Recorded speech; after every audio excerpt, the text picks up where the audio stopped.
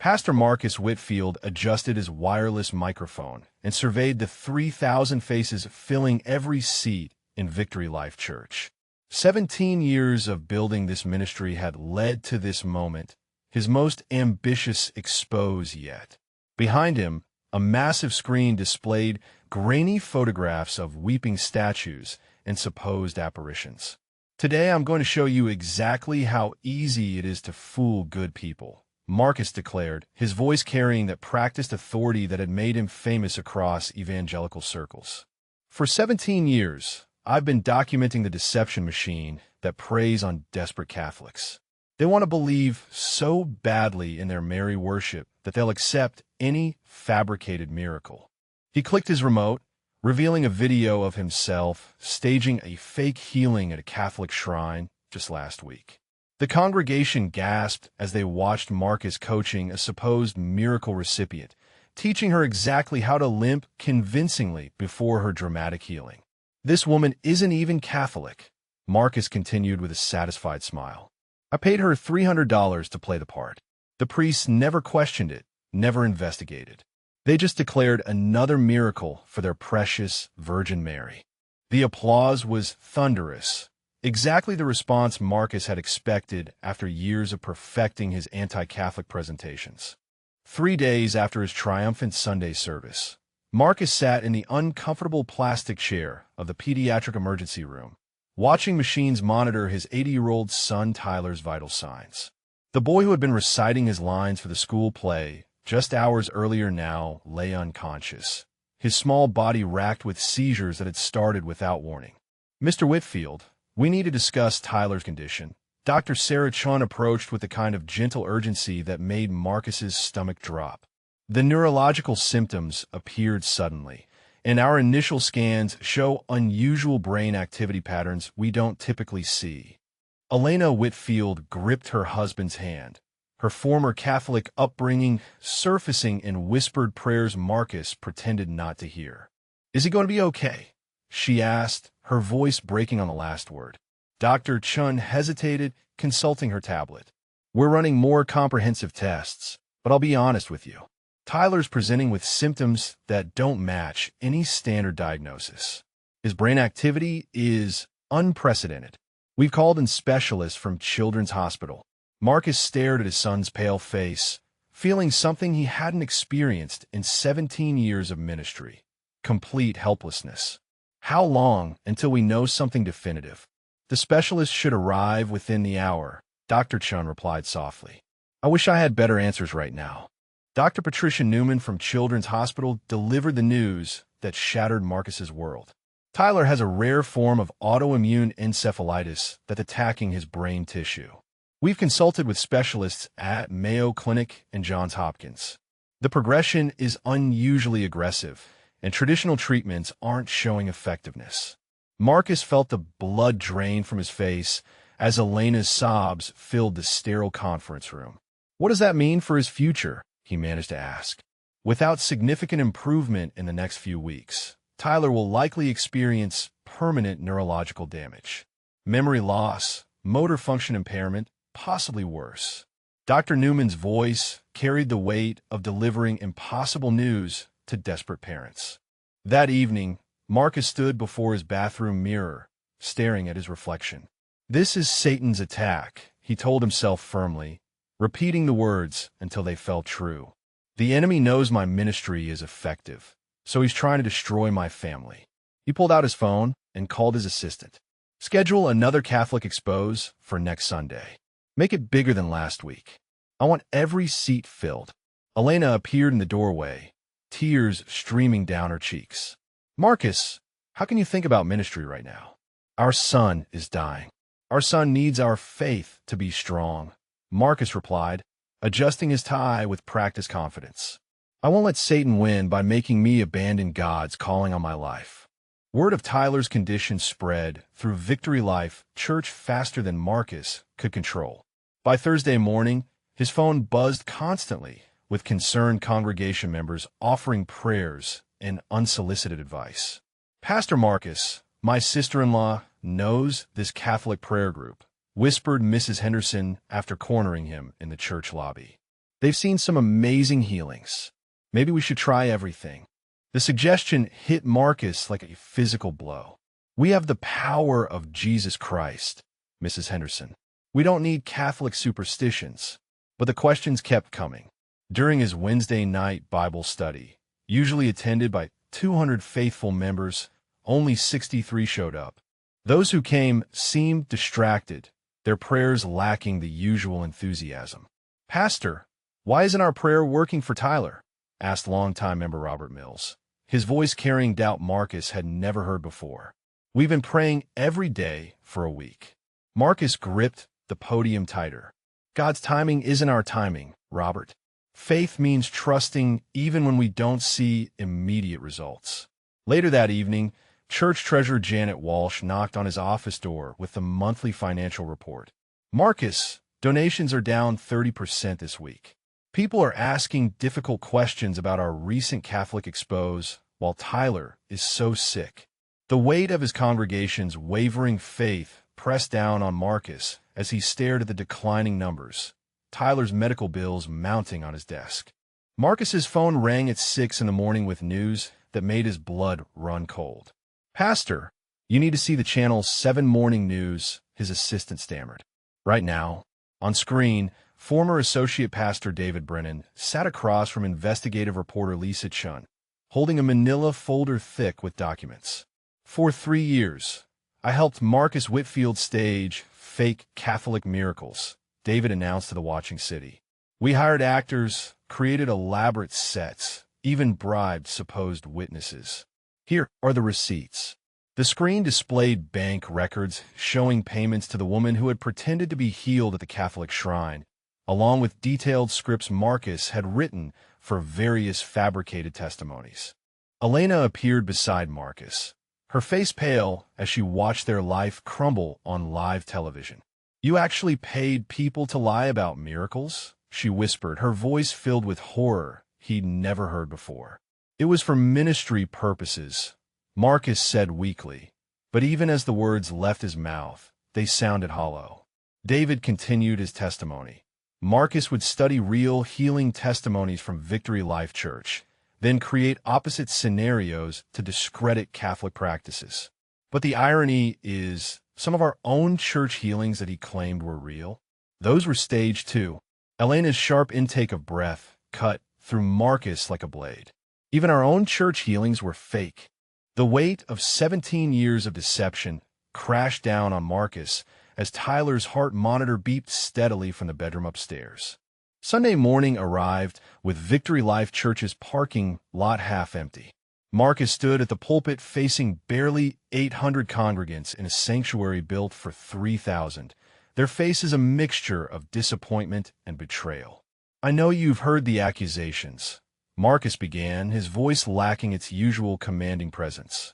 "But we must focus on what truly matters: prayer for my son Tyler." Elder Patricia Williams stood up in the third row, her voice cutting through the uncomfortable silence. "Marcus, we trusted you. We gave our tithes believing in your ministry. How many of our own testimonies were lies?" More voices joined the chorus of anger. "My daughter donated her college fund last year after your healing testimony," shouted Thomas Craig. "Was that staged too?" Marcus watched helplessly as families walked out mid-service, some stopping only to drop their membership cards on the pews. By the time he attempted his closing prayer, fewer than 200 people remained. Elena's Catholic family had begun visiting the hospital, bringing flowers and offering genuine comfort Marcus couldn't provide. Her mother Maria gently stroked Tyler's forehead while whispering prayers in Spanish, something that would have enraged Marcus just weeks earlier. That evening, Dr. Chun delivered the crushing update. "Tyler's brain inflammation is spreading despite our aggressive treatment. His condition has become critical. We need to discuss end-of-life preparations." Marcus stared at his unconscious son, his ministry in ruins, his congregation scattered, facing the unthinkable reality that he might lose everything that truly mattered. Elena slipped into St. Catherine's Catholic Church during Tuesday morning Mass, her hands trembling as she dipped her fingers in holy water for the first time in 18 years. The familiar scent of incense and candles brought tears to her eyes as childhood memories flooded back. Father Rodriguez recognized her immediately despite the years. "Elena Morales," he whispered after Mass, using her maiden name with gentle kindness. "Your mother told me about Tyler. We've been praying for him every day." "I don't know what I'm doing here," Elena confessed, her voice breaking. "Marcus would be furious if he knew.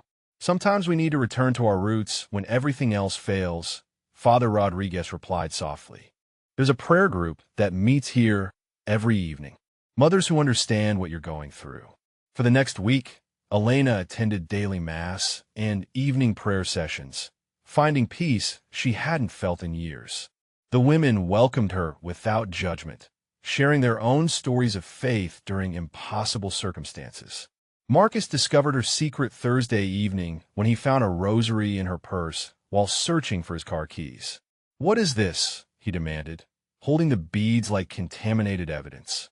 "It's my grandmother's rosary," Elena replied quietly. "I've been praying for Tyler." Marcus's face turned red with rage. "You've been going to that Catholic church, haven't you? While our son is dying, you're abandoning our faith for the very lies I've spent 17 years exposing." "Your faith, Marcus, not ours. Not anymore." The call came at 3 in the morning. "Mr. Whitfield, you need to get to the hospital immediately." Dr. Chen's voice carried the urgency Marcus had been dreading. "Tyler has fallen into a coma. His brain activity is dropping rapidly." Marcus and Elena rushed through empty hospital corridors, their footsteps echoing like countdown beats. Tyler lay motionless in the ICU, connected to machines that breathed for him and monitored his failing vital signs. "The next 48 hours are critical," Dr. Chun explained gently. "His brain is shutting down. We've done everything medically possible." Elena collapsed into the bedside chair, clutching her rosary while tears streamed down her face. Marcus stood frozen, watching his son's chest rise and fall with mechanical precision, no longer sustained by his own will to live. The hospital chapel was empty at 4 in the morning. Marcus stumbled inside, his legs barely supporting him as he fell to his knees before the simple wooden cross. For the first time in 17 years, he wasn't performing for a congregation or crafting perfect ministerial language. "God," he whispered, his voice breaking like a child's. "I don't know if you're listening to me anymore. I've lied about you, used you for my own purposes, hurt people in your name. But please, if you're real, if there's any mercy left for someone like me, don't let my son die for my sins." The words came from somewhere deeper than his practiced theology, raw and desperate and completely honest. Marcus looked up from Tyler's bedside to find a man in clerical collar standing quietly in the doorway. Father Rodriguez entered with the careful movements of someone who understood grief, carrying 2 cups of coffee and wearing no trace of judgment on his weathered face. "I hope you don't mind," Father Rodriguez said softly, offering Marcus one of the cups. "Elena mentioned you've been here for 18 hours straight." Marcus tensed, expecting confrontation or vindication, but the priest simply settled into the chair beside him. "I've been praying for Tyler every day," he continued. "And for your family." "Why?" Marcus asked, his voice hoarse from exhaustion. "After everything I've done to attack your church, your faith, why would you pray for us?" Father Rodriguez smiled sadly. "Because that's what we do for each other when we're hurting." Elena's prayer group has been joined by some surprising faces lately. Several families from your former congregation have been coming to our evening prayers. Marcus stared at him in disbelief. "My congregation members are praying with Catholics?" "Pain has a way of bringing people together," the priest replied. "Mrs. Henderson, the Millers, the Walsh family. They're not interested in theology right now. They just want Tyler to get better." For the first time since Tyler's diagnosis, Marcus felt something crack in his chest. Not his pride or his anger, but something deeper. The wall he'd built between himself and the very people he'd spent years condemning. At 2 in the morning on Tyler's 7th day in the coma, the heart monitor's steady beeping began to slow. Marcus jolted awake as alarms started sounding, medical staff rushing into the room with urgent efficiency. His brain activity is dropping to critical levels, Dr. Chun announced grimly. This may be the end. Elena gripped Tyler's hand, her whispered Hail Marys filling the spaces between the mechanical sounds of life support. Marcus stood helpless, watching the numbers on the monitors decline with each passing minute. Then the room filled with light. Not the harsh fluorescent hospital lighting, but something warm and gentle that seemed to emanate from everywhere and nowhere.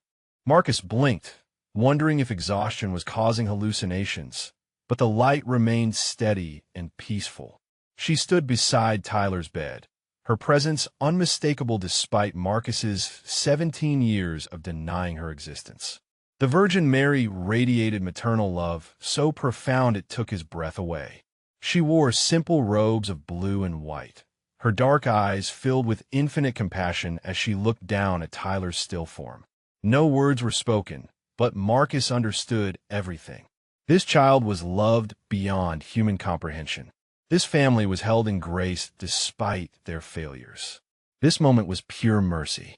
Mary's gentle hand touched Tyler's forehead, and immediately the heart monitor's rhythm strengthened. The boy's eyelids fluttered as brain activity surged across the screens, medical staff staring in stunned silence at readings that defied every medical law they knew. Tyler opened his eyes at sunrise, his voice clear and strong as he asked for water. Dr. Chin stared at the brain scans with the bewildered expression of someone witnessing the impossible made manifest. "This doesn't happen," she muttered, comparing the new images to those taken just hours before. Complete reversal of autoimmune encephalitis with full neurological function restored. There's no medical precedent for this kind of recovery. Specialists from 3 hospitals examined Tyler throughout the morning, each confirming what Dr. Chin couldn't explain. The boy's brain showed no trace of the disease that had been killing him. Every test revealed perfect health where devastation had existed hours before. Marcus sat in the hospital chapel with Father Rodriguez and Elena, his hands trembling as he struggled to find words. "I saw her," he whispered finally. "The Virgin Mary. She was real, more real than anything I've ever experienced." Elena's tears fell silently as she listened to her husband's broken confession. "I've spent 17 years lying about everything sacred," Marcus continued, his voice growing stronger with each admission. "I fabricated miracles to discredit Catholic faith, staged healings in my own church, built my entire ministry on deception and pride." Father Rodriguez leaned forward with gentle attention. "What do you want to do now, Marcus?" "I want to tell the truth," Marcus replied, meeting the priest's eyes. "All of it. I want to make amends for the damage I've caused. I want to learn what real faith looks like." "That's going to be difficult," Father Rodriguez warned softly. "It should be." 3 weeks after Tyler's miraculous recovery, Marcus stood before the largest crowd he'd ever addressed. St. Catherine's Parish Hall overflowed with Catholics and Protestants who had come to hear his public confession, news cameras recording every word. "I stand before you as a fraud who experienced grace beyond my deserving," Marcus began, his voice steady despite the magnitude of his admission. "For 17 years, I built a ministry on lies, fabricating Catholic miracles to discredit your faith while staging fake healings in my own church." The crowd listened in stunned silence as Marcus detailed his deceptions, naming specific incidents and returning donated money to families he had deceived. "My son Tyler was healed by the Virgin Mary herself, the very figure I spent my career mocking. I experienced a miracle I had taught others was impossible." Father Rodriguez joined Marcus on the small platform. "Today we announce a new interfaith healing service, led by Marcus and myself, to celebrate Tyler's recovery and the unity that can emerge from our shared faith in God's mercy." Tyler ran onto the stage, completely healthy and radiating joy, embracing both men as the crowd erupted in applause. Former Victory Life members sat beside Catholic families, their differences dissolved in witnessing authentic transformation. 6 months later, Marcus completed his first semester of theological studies, preparing for a new calling as a bridge between divided communities. Have you ever witnessed something that science couldn't explain? Share your story in the comments below and let us know if you've experienced moments where the impossible became possible.